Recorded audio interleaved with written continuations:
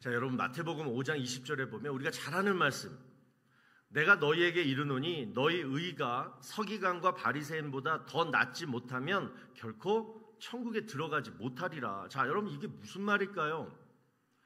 여기서 서기관과 바리새인은 예수님 당시에 가장 거룩한 자들로 여겨졌던 두 부류의 사람들이었습니다. 자, 그런데 예수님께서 그들의 의보다 더 너희들이 낫지 못하면 결단코 천국에 들어가지 못하리라 라고 말씀하고 있어요. 자, 그러면 이 서기관과 바리새인이 가지고 있는 이 의라는 것이 도대체 뭔가? 자, 여러분 잘 아시는 대로 뭡니까? 바로 율법주의 신앙이었어요. 자, 율법주의 신앙이란 뭐냐? 율법을 잘 지키는 것만이 하나님을 잘 믿는 거다라고 믿는 신앙입니다. 자, 그러면 여러분 궁금하시죠? 왜 서기관과 바리새인들은 이 율법주의 신앙을 갖게 되었을까? 자, 그 과정이 이래요. 자, 이스라엘 백성들이 하나님 말씀에 순종치 않고 우상 숭배를 막 하다가 바벨론 포로로 잡혀가게 됩니다. 나라가 망한 거예요. 그래서 70년 동안 포로 생활을 하다가 이제 다시 하나님의 은혜로 나라를 회복하게 됩니다.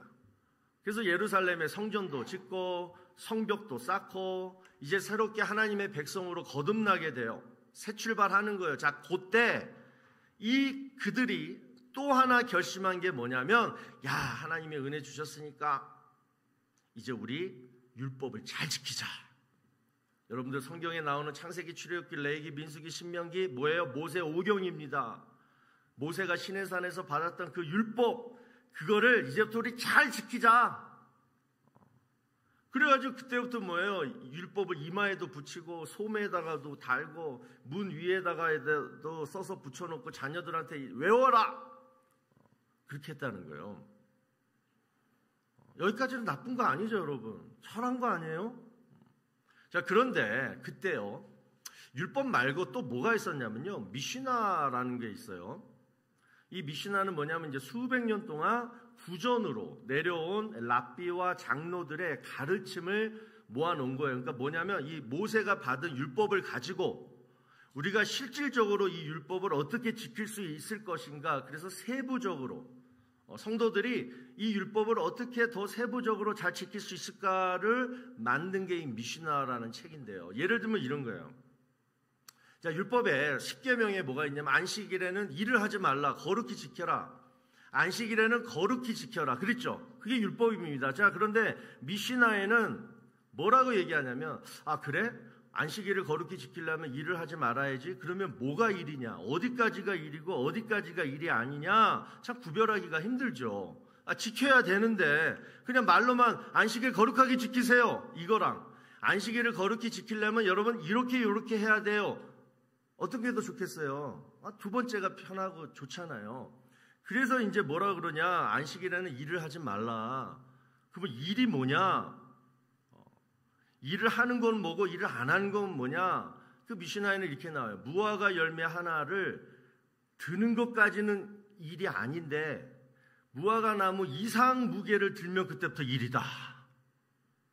또 2000규빗, 오늘날 1km입니다. 2000규빗 이상을 걸으면 뭐예요? 일이 되는 거고 그 안짝이면 일이 되는 거 아니다. 이런 식으로 세부적으로 율법을 막 가르쳐 놓은 거예요. 자, 여러분 이러다 보니까 점차 이스라엘 백성들이 마음에 뭐가 더 중요하게 여겨졌을까요? 당연히 모세의 율법보다는 이 랍비와 장로들이 만들어 놓은 이 미시나가 더 중요하게 생각되어진 거예요. 그러니까 하나님은 안식일은 애들아 거룩하게 지켜야 된다라고 했을 뿐인데 그들의 마음에는 안식일에는 무화과 열매 하나 이상의 무거운 거 들면 안 돼. 누가 그렇게 들고 있으면 너 안식일 거역했어? 혼나는 거예요. 1km 이상 걸으면 큰일 나. 이렇게 된 거예요. 그러니까 율법의 근본 정신은 사라지고 오직 사람이 정한 그 규정만 더 급급했다라는 것입니다. 그러다 보니까 뭐가 발달되겠어요? 바로 외식적인 신앙. 그러니까 하나님은 의식하지 않고 사람만 의식하는 이 외식이 유대인들의 전반적인 신앙이 되었고 그 중에서도 바리새인이 제일 심했다라는 것입니다. 왜냐? 바리새인은 오늘날 국회의원 같은 사람들이에요. 사람들의 존경과 인정을 받아야지 자기들이 살기 때문에 뭐예요? 늘 사람들 시선, 인정, 그 사람들을 의식하고 늘 산 거예요. 그러니까 외식신앙이 바리새인들이 제일 심한 거예요. 그러니까 여러분들 바리새인들은 율법신앙이 있어, 외식신앙이 있어, 나쁜 사람들이야 라고만 생각하지 마시고 이렇게 과정을 보니까 이해할 만하잖아요. 자, 그래서 아까 말씀드린 서기관과 바리새인의 의보다 더 낫지 못하면, 그러니까 이 율법신앙과 외식신앙을 뛰어넘지 못하면 너희는 결코 천국에 가지 못한다. 이 주님의 말씀. 자, 이 말씀을 가지고 우리가 한번 우리 스스로를 돌아보자는 거죠. 오늘날 우리 교회 안에도 이 율법신앙과 외식신앙이 있지는 않는가? 혹시 나의 신앙도 그렇지 않는가? 제가 지난주에 그 A.W. 토저가 쓴 임재 체험이라는 책을 읽고서 어느 구절에 굉장히 은혜를 받았는데요. 거기에 나오는 내용 가운데 이런 구절이 있어요. 자칭 스스로 나는 크리스찬이다 라고 말하는 사람한테 저자가 이렇게 물어요. 야, 네가 크리스찬이라면 하나님을 만난 증거를 대봐라. 네가 하나님을 만났다면 너는 뭐가 변했니? 너의 인격이 변했니? 너의 행실이 변했니? 도대체 뭐냐? 라고 물으면서 결론적으로 뒤에 뭐라고 얘기하냐면 헛것을 붙들지 말고 오직 하나님의 임재를 구하라. 다시 헛것을 붙들지 말고 오직 하나님의 임재를 느껴라. 혹시 여러분 신앙생활 하시고 교회생활 하시면서 하나님의 임재는 못 느끼고 그냥 헛것만 붙들고 사시지는 않으셨는지. 여러분 고린도 후서 13장 5절 보세요. 예수 그리스도께서 너희 안에 계신 줄을 너희가 스스로 알지 못하느냐. 여러분 이러면 문제가 생기는 거예요. 우리가 예수를 구주로 영접하고 성령이 내 안에 임재하시는 순간부터 우리는 언제 어디서든지 예수 그리스도의 임재함을 느끼게 됩니다. 내가 예수를 영접하고 믿었으면 우리는 내 안에 계신 예수님을 분명히 느낄 수가 있어요. 느끼지 못한다라면 여러분 조금 something wrong. 분명히 느낄 수가 있어요. 신앙생활은 그 느낌으로 하는 거예요. 쉽게 얘기해서. 그런데 우리는 이 하나님의 임재를 느끼고 행복해하면서 내 삶이 점점 예수님처럼 변화되어가는 그런 즐거움으로 신앙생활을 하는 것이 아니라 토저가 말한 대로 왜 자꾸만 쓸데없는 헛된 것만 쫓고 붙들고 신앙생활 하느냐. 그런 사례가 너무 많다라는 것이죠. 그 중에 대표적인 것이 오늘날에도 율법신앙과 외식신앙이 있다는 거예요. 여러분 교회 안에서 행해지는 율법신앙 또 외식신앙 뭐가 있을까요? 그 전에 먼저 보세요. 이 두 신앙을 교묘하게 잘 접목시켜서 만든 게 오늘날 이단입니다. 자, 이단은 여러분 신앙의 본질보다 형식이나 규칙을 더 우선시해요. 예를 들어 예수님 플러스 알파가 있다라면 예수보다 알파를 더 중요시 여기는 거예요. 자, 그럼 알파가 뭐예요? 모든 예배를 꼭 다 참석해야 된다. 헌금 얼마 1인당 2당 얼마씩 내야 된다. 2당 몇 명씩 전도해야 된다. 그래야지 너희들 구원받는다. 그래야지 너희들 신앙 있는 거다. 그래야지 너희들 복받는다. 이렇게 가르치는 게 사실 다 따져보면 이단 사상입니다. 예수님보다 복음보다 이런 것들을 행하라. 행하지 않으면 강제성도 있고 행하면 뭔가를 주고 막 이렇게 운영을 하는 게 이단이거든요. 그러니까 자연히 뭐예요? 교세는 커져요. 교세 크잖아요, 여러분. 통일교, 신천지 보세요. 또 이단 교주들 보세요. 옷을 참 잘 입습니다. 흰색 바탕에 금색 옷을 입어요. 옛날 왕들이 입었던 옷이에요. 그런데 실제 그들의 삶이 그렇습니까? 그러면 그럴수록 뭐예요? 몰래 뒤에서 재산을 축적하거나 성적 비행을 저지릅니다. 그러니까 뭐예요? 어둠을 감추려고 더 빛을 내는 거예요. 이게 전형적인 외식 신앙입니다. 제가요 이번 주 설교를 준비하면서 잠깐인데 딜레마에 빠진 적이 있었어요. 자, 요즘 교회마다 그 예배 참석률이 줄어들고 이제 팬데믹 때부터 이제 시작이 된 거 아닙니까? 그 다음에 그 재정도 교회들마다 좀 줄어지고 이런 상황에서 어떻게 하면 그 교회의 외적인 부흥을 이룰 수 있을까? 이단처럼 교리를 바꿀 수는 없고 어떻게 하면 이 성도들의 참여도를 높일 수 있을까? 잠깐 생각을 해본 거예요. 여러분, 교회 안에는요 보통 세 종류의 성도들이 계십니다. 자, 첫 번째는 정말 예수님이 좋아서, 그래서 은혜가 충만해가지고 신명나게 신앙생활하는 분들이 많이 계시고, 또 두 번째는 무조건 싫어요, 내 맘대로 할래요, 강요하지 마세요. 교회 안에는 오지만 독자적인 신앙생활을 하시는 분들도 계시고, 우리 교회는 없어요.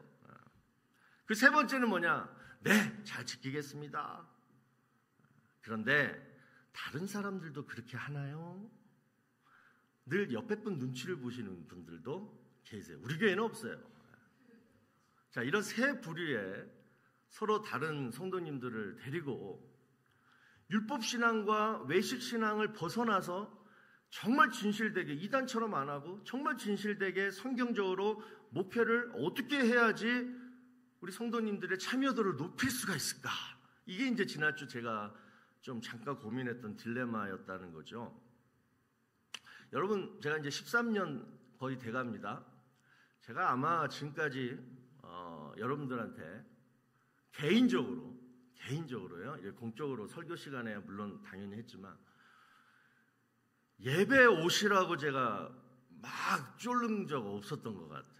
주일 예배는 당연히 그럼 오시라고 했지만 뭐 새벽 예배라든가 뭐 금요 예배라든가 뭐 성경 공부라든가 이건 사실 웬만큼 헌신되지 않으면 힘든 거고 내가 알거든요.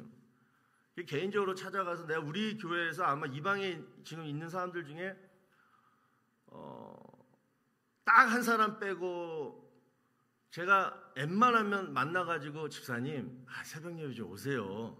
이번 주 금요 성령 집회 좀 오세요. 그러면 웬만하면 다 올걸요? 제가 그렇게 믿습니다.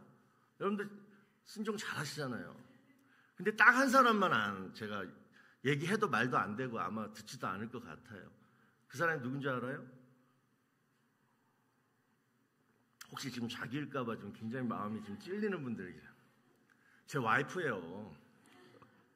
제가 해보면 제가 금요 예배 잘 나오고 새벽 예배 잘 나오고 뭐라 그러겠어요? 너나 잘해 그럴 거 아니에요. 나 잘하고 있는데. 그러니까 우리 사모 외에는 여러분들 제가 개인적으로 얘기하면 다 잘 들을 거라고요 아마. 그런데 제가 안 해요. 절대 얘기 안 합니다. 왜냐? 제 이건 신조거든요. 예배는 정말 순수하게 자원해서 하나님 앞에 드리는 거잖아요. 예배 시간에 성도님들 많이 앉았다고 무슨 상품을 많이 파는 것도 아니고 뭐 제가 장사합니까? 많이 오시면 좋기야 좋죠. 힘도 나고. 근데 그런 거 같은 거예요 저는. 옛날에 제가 초등학교 때 여름 성경학교 하는데 우리 교육전도사님이 제가 안 들었어야 되는데 그 얘기를 들어버렸어요. 여름 성경학교 시작하는 날 애들이 처음 시작했는데 뭐 이렇게 많이 없는 거예요. 그러니까 전도사님이 지나가는 말로 딱 이 얘기를 하는 거예요. 오늘 장사 안 되네. 그걸 제가 금리학교 5학년 때 그 얘기를 들어버렸어요. 그건 아니잖아요. 저도 최대한 여러분이 자원해서 정말 하나님 앞에 오셔서 은혜 받으려고 자원해서 오시는 게 예배이기 때문에 제가 중간에서 이래라 저래라 하면 그냥 하나님이 받으실 그 귀한 것이 변질이 될까봐 그냥 목사 얼굴 봐서 드리는 예배 그 하나님 받으시겠냐고요.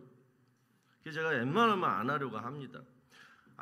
그러다 보니 가끔 이제 예배에 잘 참석하시는 성도님들이 가끔 저한테 얘기해요. 그래도 목사님이 얘기하셔야지 성도들이 좀 듣지요.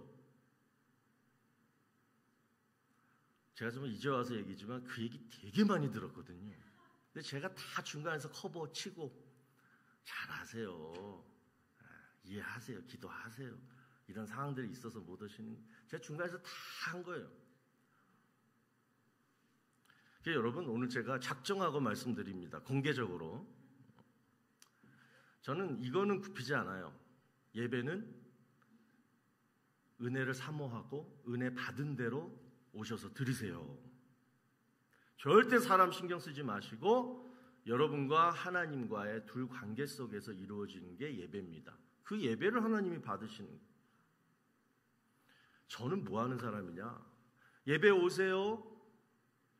그거 아니라 뭐예요? 그냥 말씀으로 여러분에게 은혜를 끼칠, 그리고 기도로 여러분이 영적으로 시험 들지 않도록 그냥 기도만 하는 사람입니다.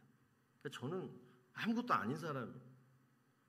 그런데 우리가 생각해야 할 것은 한 가지가 있는 것 같아요. 오늘 우리가 친교 후에 재직회 하잖아요. 그래서 제가 오늘은 좀 일반적으로 했던 주일 예배 설교보다는 조금 재직들 위한 재직 세미나 좀 비슷하게 좀 얘기를 할까 하는데요. 우리가 이제 물론 예배, 섬김, 헌신 이런 모든 것들은 다 하나님께 드리는 거잖아요. 하나님만 생각하고 하는 거잖아요. 그런데 여기는 교회란 말이죠. 믿음을 가진 사람들이 모인 공동체라는 거예요. 그래서 교회 생활, 교회 안에서 신앙생활을 할 때에는 뭐가 또 한 가지 있냐면 하나님과 그다음에 뭐냐면 덕이라는 게 있다는 거예요. 덕. 자, 그 말씀을 고린도전서 10장 23절 24절에서 이렇게 말씀합니다. 여러분 아시는 내용이에요. 모든 것이 가하나 모든 것이 유익한 것은 아니요. 모든 것이 가하나 모든 것이 다 덕을 세우는 것은 아니니 누구든지 자기의 유익을 구하지 말고 남의 유익도 구하라, 이 얘기입니다. 그러니까 혼자 신앙생활하면 요 말씀 필요 없어요. 모든 것이 가해요. 하나님은 우리에게 예수 그리스도를 통해 자유를 주셨어요. 그러니까 예배를 오든 교회를 섬기든 안 하든 모든 것이 가해요. 그거 가지고 뭐라고 안 해요. 그러나 그거를 할 때 있어서 한 가지는 생각해 봐라. 뭐냐?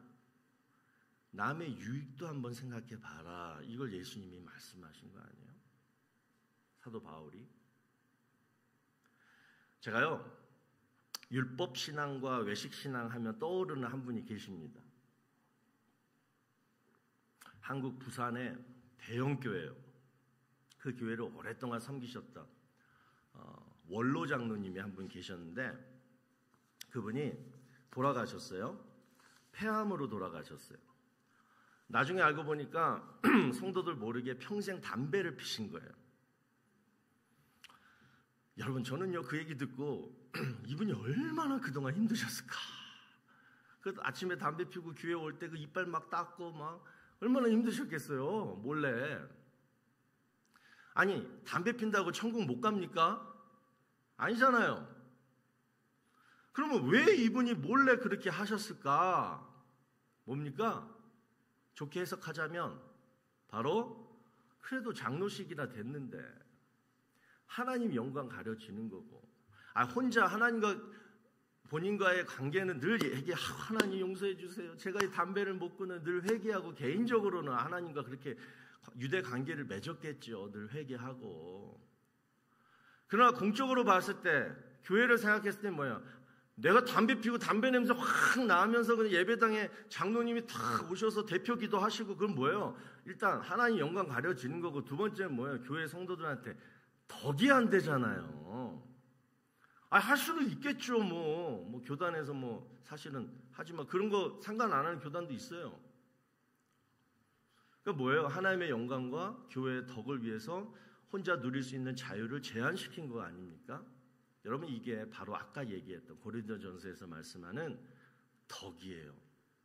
모든 것이 할 수 있으나, 모든 것이 가하나 남의 유익을 위해서 내가 조심하는 게, 여러분, 이거는 율법신앙도 아니고 외식신앙도 아닙니다. 여러분, 교회가 잘 되는 교회의 특징이 뭔지 아십니까? 바로 덕입니다. 이 덕, 모든 것이 가하나 내가 성도들의 유익을 위해서 내가 하겠다, 안 하겠다. 이 덕이요, 전통적으로 쫙 확립되어 있는 교회는요, 절대 흔들리지 않아요. 초신자나 새가족이요, 이런 교회에 오시면요 자연스럽게 배웁니다. 아, 교회는 이런 곳이구나. 저분이 하는 대로 보고 배우는 거예요. 여러분, 보고 배워야죠. 듣고 배우면 갈등이 생겨요. 누가 뭐라고 해서 하면요, 마음이 싫어요. 근데 자연스럽게 그냥 봤더니 이거구나. 이러면 그 덕이라는 전통이 자연스럽게 우리 자녀들한테까지 이어지는 교회. 그 교회가 여러분 흔들리겠냐고요. 우리 교회가 다음 달이면 이제 54년 됩니다. 지금까지 크게 한 번도 흔들리지 않았던 이유는 바로 여러분이 세운 바로 이 덕이 있어서 그렇다라고 해서 저는 믿어요. 우리 성도님들, 우리 계속해서 할 수 있고 내 마음대로 하고 오늘 예배 빠지고 싶지 않아. 요즘 나 힘들어. 교회 헌신하고 희생하기 힘들어. 결정할 수 있어요. 마음대로 하실 수 있어요. 그러나 교회와 교회 성도의 유익을 위해서 또 하나님의 영광을 위해서 우리가 계속해서 우리 헌신할 수 있는 저와 여러분 되기를 주의 이름으로 축원합니다. 다시 이제 우리가 본론으로 돌아가서 여러분, 교회 안에는 분명히 뭐가 있냐면 신앙인과 종교인이 있어요. 그러니까 둘 다 하나님을 믿어요. 둘 다 예수님을 구주로 영접했어요. 그러나 신앙의 애티튜드, 신앙의 모습은 다르다라는 거예요. 자, 왜 다르냐? 다른 거 없어요. 내가 지금 무엇에 신경 쓰고 있느냐? 내가 무엇에 신경 쓰고 신앙생활하고 교회생활을 하느냐? 내가 도대체 이 교회 왜 오느냐? 그 목적에 따라서 신앙인이 될 수 있고 종교인이 될 수 있다라는 것입니다. 자, 비교를 한번 해볼게요. 자, 신앙인 좋은 거죠. 종교인 별로 좋지 않은 거예요. 신앙인들은 뭐냐? 이 교회의 주인이신 예수님만 신경 쓰는 거예요. 더 구체적으로 얘기하면 그 예수님이 주시는 은혜에 신경을 쓰는 거예요. 뭐라고요? 예수님의 은혜 때문에 내가 이 교회에 오는 거예요. 자, 그 이유가 뭘까요? 내가 혼자 힘으로 살 수 있는 세상이면 뭐 예수의 은혜가 필요합니까? 하나님의 은혜가 뭐가 필요해요? 내 힘과 내 재능과 내 경험으로 다 할 수 있다라면 필요 없죠. 그러나 세상이 그렇지 않거든요. 내 몸도 아프면 내 소원 있다고 내 몸이 치유됩니까? 근데 성경 보니까 예수님이 안수하니까 병도 낫고 기도하면 하나님이 복도 주신다 그러고, 거기다가 또 하나는 뭐냐면 내가 말씀대로 살지 못하거든요. 늘 연약하고 넘어지고 부족하고, 그러니까 그런 나를 내가 너무나 잘 알기 때문에 이런 거 저런 거 다 종합해서 봤을 때 주님, 나는 예수님의 은혜가 필요합니다. 그래서 오는 거 아니에요? 교회? 그러니까 자연스럽게 우리 상식적으로 신앙생활 하자고요. 자연스럽게 말씀 읽게 되고 기도하게 되고, 오늘 왠지 교회 예배 빠지면 그냥 찝찝하고, 그리고 교회 일도 열심히 하면 하나님 은혜 주시겠지 이런 마음으로 그러다 보면 뭐예요? 점점 믿음이 성숙되어지고 내 삶도 인격 행실이 점점 변화되어지는 거 아닙니까? 그런데 반면에 종교인들, 율법신앙, 외식신앙, 이 사람들은요 예수님은 안 봐요. 예수님을 믿는 자신만 쳐다봐요. 자기 성취, 자기 만족, 자기 영광을 위해서 교회에 오는 거예요. 그게 바리새인들 아닙니까? 또 두 번째, 다른 사람들을 쳐다봐요. 처음엔 자기 자신만 쳐다보다가 이제 조금 적응이 되면 다른 사람을 쳐다봐요. 그 이유는 두 가지예요. 하나는 사람들이 나를 좋아하고 인정해 주는가. 오늘 딱 갔더니만 교인들이 나를 되게 반갑게 인사해주고 나를 사랑해주는 것 같아. 너무 좋아. 두 번째는 뭐냐? 나처럼 저들도 착하고 믿음 생활 잘하나 확인해요. 내 기준으로 저들을 정죄하고 비판하기 위해서 다른 사람들을 쳐다보는 거예요. 전형적인 서기관 바리새인들이에요. 자, 오늘 본문을 보시면 신앙인과 종교인이 나와요. 자, 종교인은 대표적인 바리새인 시몬이라는 사람이고, 신앙인은 그 동네에서 가장 죄 많이 지은 한 여인이 나옵니다. 자, 하루에 어느 날 이 바리새인 시몬이 예수님을 자신의 집에 초청해요. 자, 우리가 아까 읽었지만 유대인들은 자기 집을 손님을 초청하면요, 다음 세 가지를 손님들한테 하는 게 예의였습니다. 첫 번째는 뭐냐? 주인이 손님한테 입맞춤을 합니다. 그렇다고 여러분들 제가 신방 갔는데 저한테 갑자기 키스하고 그러지는 마세요. 그건 없어진 거예요. 유대인들이 하는 거예요. 두 번째는 뭐냐? 종이 손님한테 뭐예요? 손과 발을 씻을 물을 이렇게 대야에다가 담아서 줘요. 유대인 거기 먼지가 많으니까.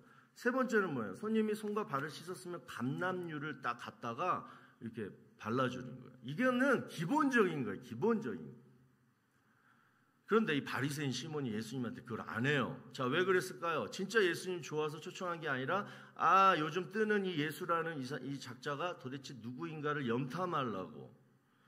그래서 예수님을 초청한 거거든요.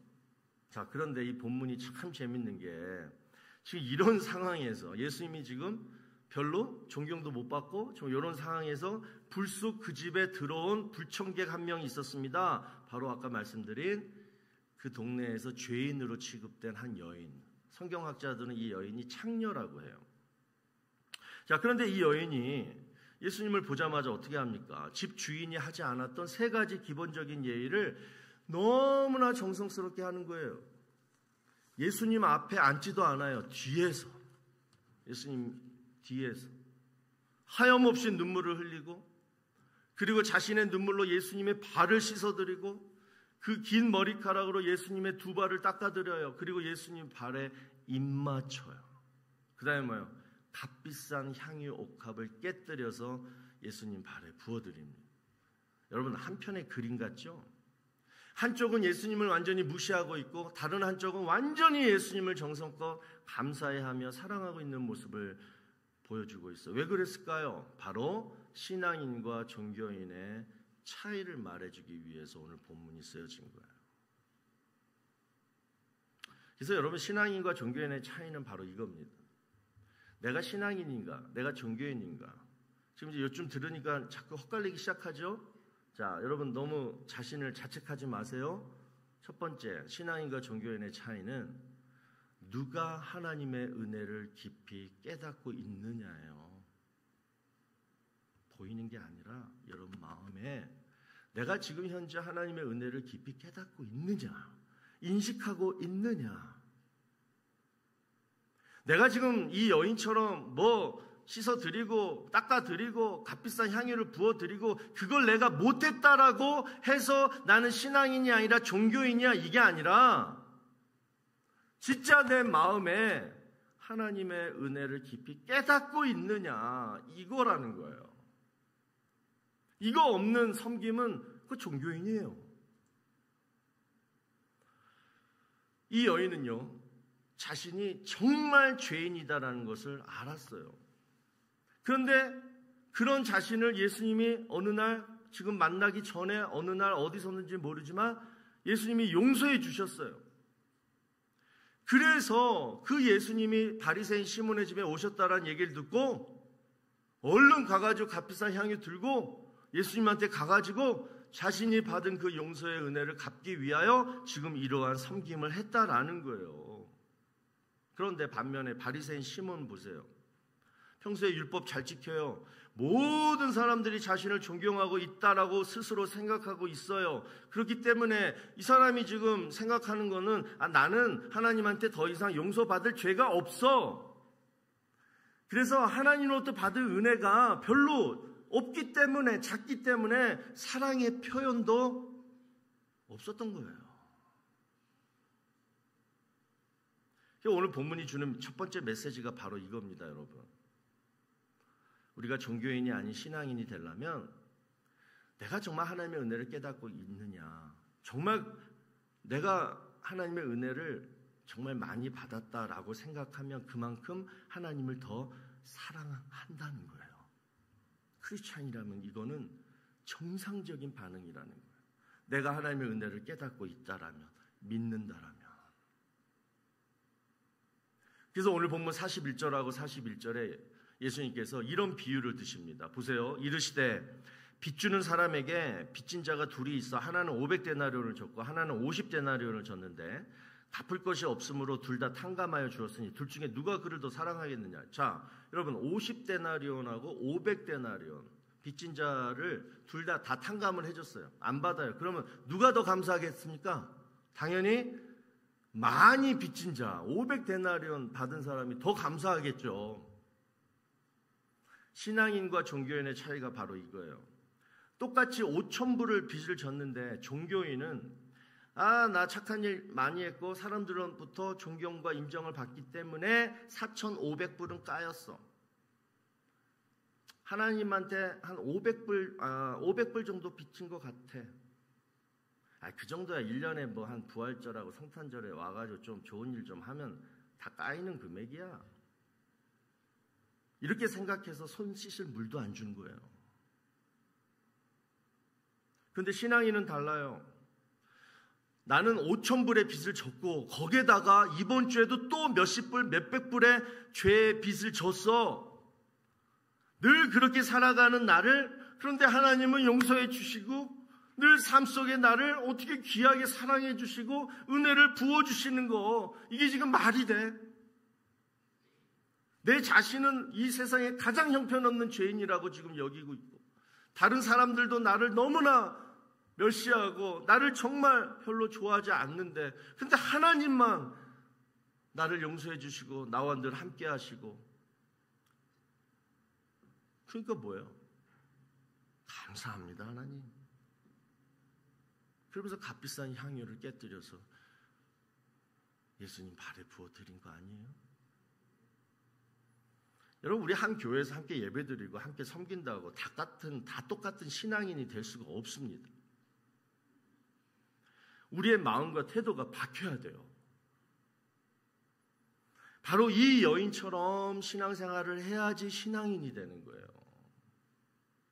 어떻게 해야 됩니까? 다시 나같이 더럽고 추한 죄인 하나님이 구원해 주셨다.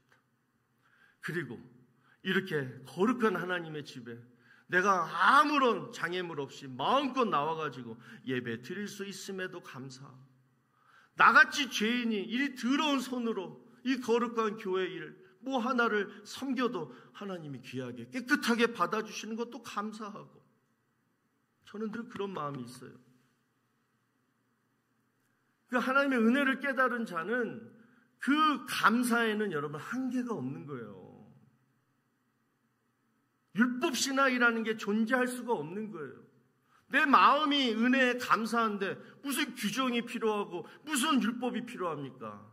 내 마음의 차원에서 당연히 나오죠. 우리 본문에서 우리 주님이 보여주시는 게 이거예요. 바로 이 감사가 하나님께는 하나님에 대한 사랑으로 비춰진다. 여러분 교회 오실 때는 단고 필요도 없어요. 감사함으로 오십시오. 감사함 하나만으로 오세요. 그리고 감사함으로 예배드리고 감사함으로 교회를 섬기세요. 그러면 하나님은요 여러분이 어떤 죄를 지었든 여러분을 귀하게 여기십니다. 이것이 종교인이 아닌 신앙인의 첫 번째 모습이에요. 자, 두 번째는 신앙인과 종교인의 차이는요 사람에 대한 태도가 달라요. 자, 저는 오늘 예수님이 말씀하신 이 500데나리온하고 50데나리온 비유에서 한 가지 은혜를 발견했어요. 자, 그게 뭐냐면 왜 하필 500데나리온을 말씀하셨을까? 마태복음 18장에 보면 베드로가 예수님 형제를 몇 번 용서해야 됩니까? 그럴 때 예수님이 하신 비유 뭐예요? 1만 달란트 비유를 말씀하셨어요. 그러니까 어쩌면 오늘 본문의 비유랑 좀 비슷해 보일지 모르지만 여러분 보세요. 1만 달란트랑 500데나리온은 엄청난 차이의 금액입니다. 몇 조 원과 뭐 한 500불 정도인 거예요. 자, 1만 달란트는 여러분 절대 갚을 수도 없는 금액이고 500데나리온은 뭐예요? 좀 뭐 아껴 쓰고 좀 착착 모으면 갚을 수 있는 거예요. 그 당시 하루 품삯이 1데나리온이니까 500일 일하면 받는 금액이었거든요. 그러면 여러분 1만 달란트가 의미하는 것과 500데나리온이 의미하는 거가 뭘까? 자, 결론적으로 1만 달란트가 의미하는 것은 우리의 용서예요.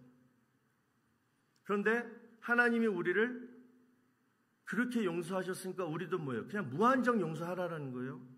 1만 달란트가 의미하는 게 뭐라고요? 이 세상에는 용서 못할 죄가 없다라는 의미의 얘기예요.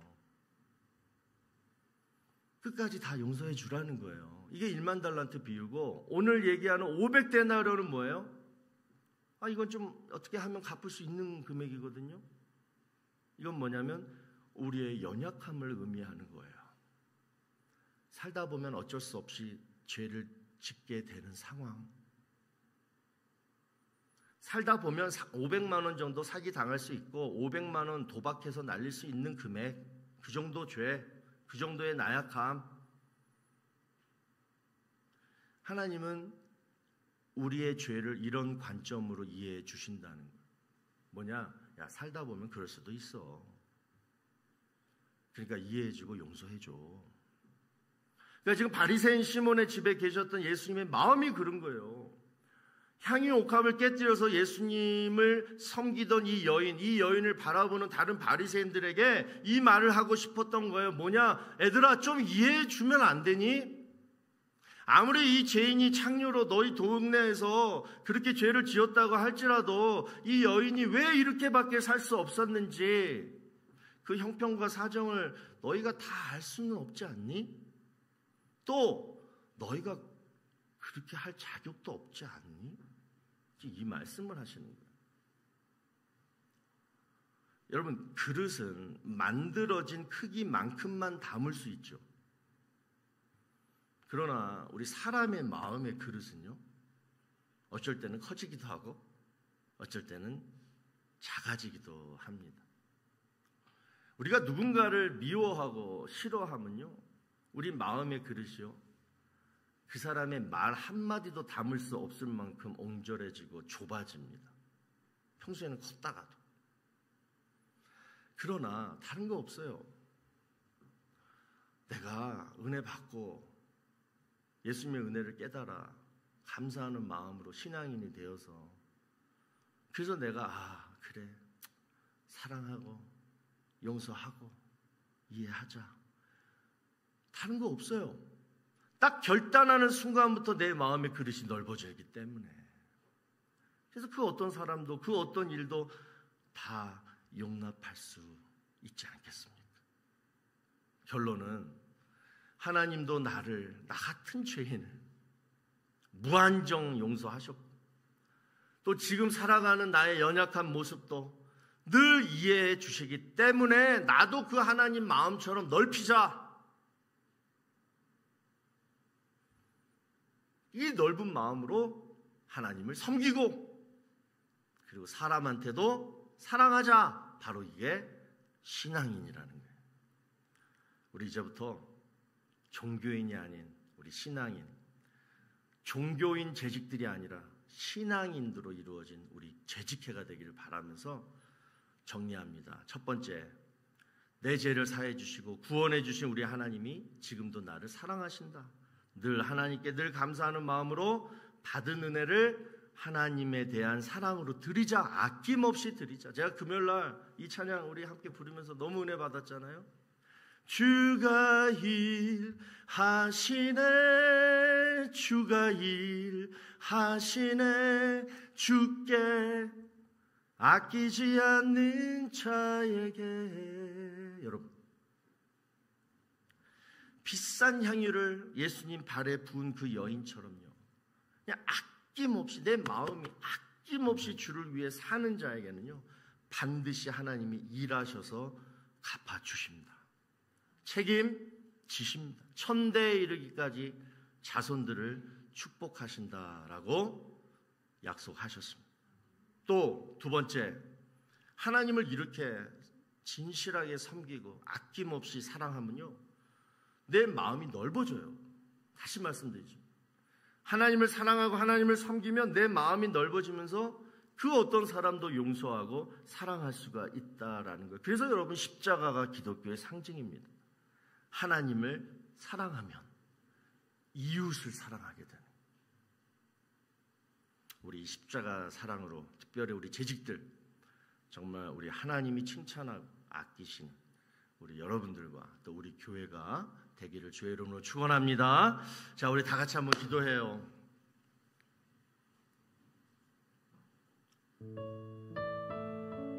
내가 정말 지금까지 신앙생활을 하면서 무엇에 신경을 썼는가? 예수님이었느냐 아니면 헛것이었느냐? 나 자신만 바라봤느냐? 나 자신을 쳐다보는 다른 사람들만 의식하며 교회를 나왔느냐? 우리 정말 순수해지십시다. 오늘 이 죄인 향유 옥합을 깨뜨린 이 여인처럼 하나님, 나는 부족합니다. 연약합니다. 그런데 나 같은 사람을 용서하시고 구원하시고 모든 죄를 다 씻어주시고 언제든지 내가 하나님을 부르면 응답하시고 나 같은 죄인이 감히 이 거룩한 하나님의 성전 교회에서 직분을 맡아 섬기고, 정말 이거 하나님의 은혜 아닙니까? 이제 아낌없이 또 교회와 교회 성도들의 유익을 위해서 나 자신을 희생하며 하나님의 영광을 위하여 살아가는 우리 재직들, 또 우리 성도들 될 수 있도록 우리 시간 다 같이 기도합니다. 아버지 하나님, 감사합니다. 이곳에 54주년 올해 한 달 전에 남겨준 이 시간 말씀으로 우리 재직들이 다시 한번 새로워지기를 원합니다. 아버지께서 맡겨주신 이 귀한 교회, 또 하나님이 허락하신 이 예배당, 또 이 교회에 섬길 수 있는 기회, 도저히 벌레만도 못한 죄인이 감당할 수 없는 하나님의 큰 은혜입니다. 그 은혜를 입은 자가 하나님을 생각하지 않고 다른 것을 생각했다라면 하나님 용서하여 주시옵시고, 이제부터 정말 진실되고 순수한 감사한 마음으로 하나님을 섬기고 우리 교인들을 사랑하고 거기 될 수 있는 그런 귀한 우리 교인들 다 될 수 있도록 인도하여 주시옵소서. 우리 교회가 더욱더 열심으로 하나님을 기쁘시게 하는 교회 될 수 있도록 아버지 하나님 인도하여 주시옵소서. 자, 우리 다 같이 일어나셔서 오늘 말씀을 생각하며 이 찬양 부르도록 하겠습니다.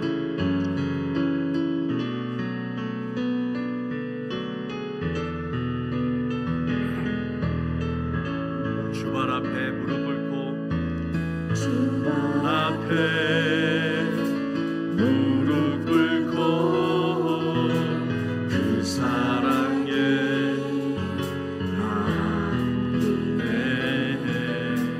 어떤 말도 그 어떤 소리도 그 말 앞에서 전장해 주네.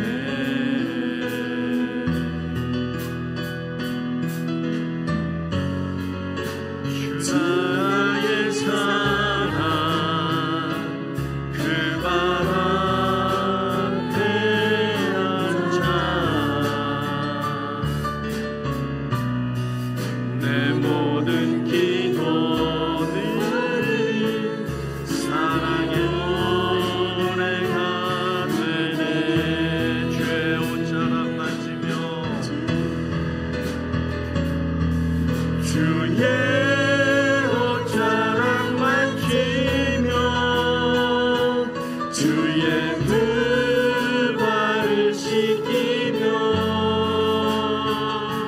주님 별에 입 맞추며 나의 왕관을 놓으리. 주의 옷자락 만지며 주의 그 발을 씻기며 주님 그 발에 입 맞추며 나의 왕관을. 우리 다시 한번 합니다. 주의 옷자락 만지며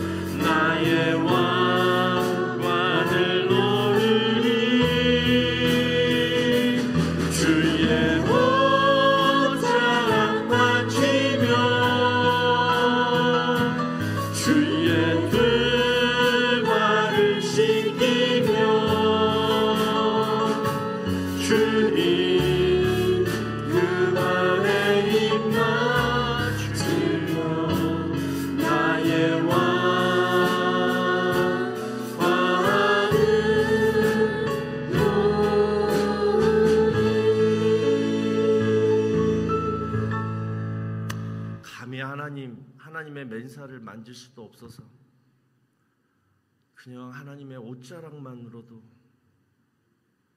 만족할 수밖에 없는 저희 죄인들이 너무나 크신 하나님의 은혜를 받았고 지금도 누리고 있습니다.